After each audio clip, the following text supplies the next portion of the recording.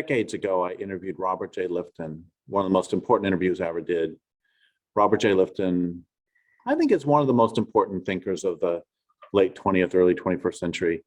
He wrote a lot about the psychology of genocide and about how it is that people can commit horrible atrocities collectively, and also about how people survive horrible atrocities collectively.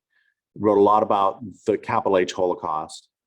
And as I was interviewing him, he said one thing sort of in passing about how humans are capable of adapting even to existence within a concentration camp, and how he thought long-term our extraordinary capacity to adapt may not always, how it may not always in the long term serve us well, because it allows us to adapt to circumstances that should never have been brought about in the first place. And I want to be really clear. I mean, I'm doing a lot of extrapolating from this and well, first off, I want to be really clear that he was not saying that the humans shouldn't have tried to survive in the concentration camps. He wasn't saying that at all. He was saying that our ability to do so allows us to go day by day in circumstances that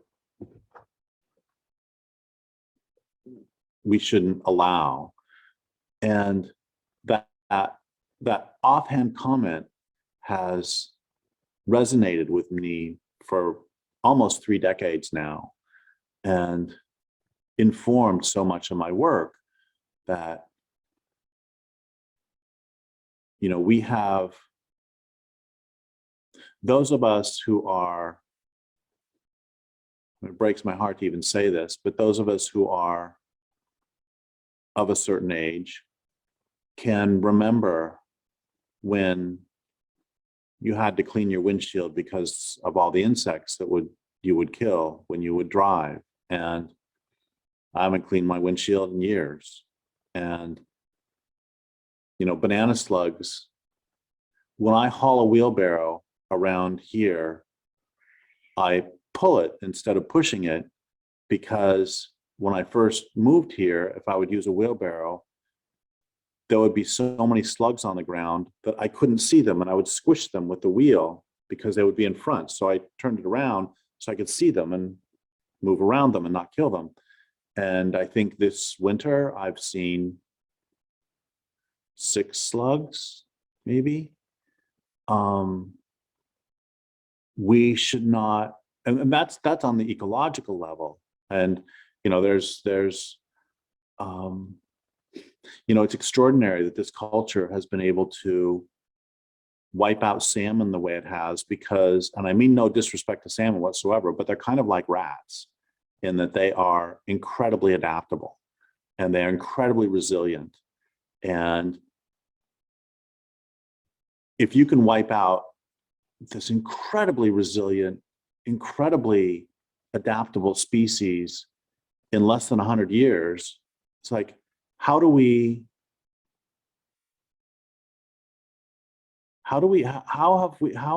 it happened that we have adapted ourselves to continue?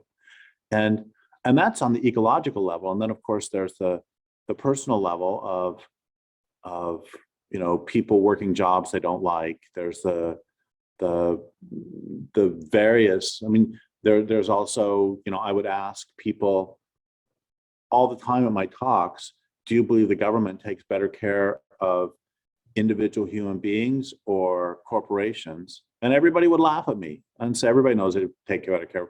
And we've adapted to that. And we've adapted to living in just a circumstance with outrageous atrocities happening every day, and outrages upon us.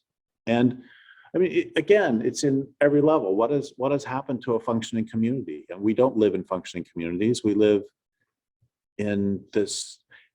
The point is that we have adapted to this. And Robert J. Lifton would probably, if he were here right now, he would probably say, well, yeah, we were able to live in we were able to adapt to concentration camps. We can adapt to almost anything. And I don't think that that is an unalloyed good thing.